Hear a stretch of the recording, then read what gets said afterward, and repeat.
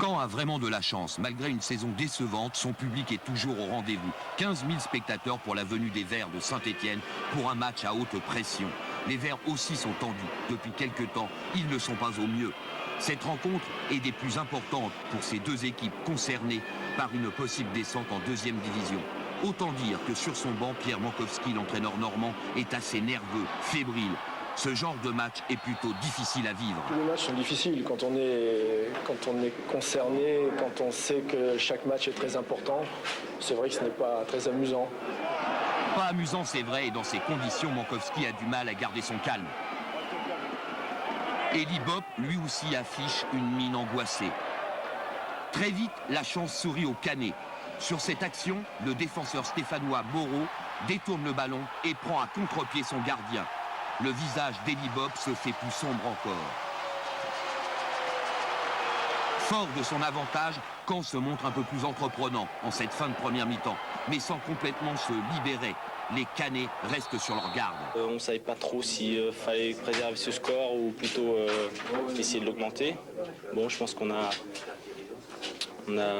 su réagir ce soir en deuxième mi-temps en continuant à attaquer, c'est ce qui est important. Et pourtant, dès le début de la seconde mi-temps, sur ce corner, Laurent Blanc de la tête égalise. Mais l'arbitre, M. Harel, refuse ce but pour une faute de main. C'est le tournant du match. Dans la foulée, Caen trouve l'ouverture avec cette montée de Dubosc qui prolonge sur Anderson. Le Suédois avec intelligence sert Amara Simba qui trompe coupé. Caen est soulagé, le plus dur est fait. Quand on joue avec une certaine pression, un match, il faut absolument gagner. C'est sûr qu'on a peur, tant qu'on ne marque pas un but, on a peur. Mais je pense qu'on a marqué le premier but. Là, ça nous a libérés, on était beaucoup plus à l'aise et comme Saint-Étienne, ils ont du mal à l'extérieur, ça nous a mis en confiance et là, tout le monde a su gérer son match. Remis, c'est vrai, en confiance, Caen retrouve son collectif et inquiète à plusieurs reprises la défense stéphanoise, avec notamment ce tir de Simba sur la transversale.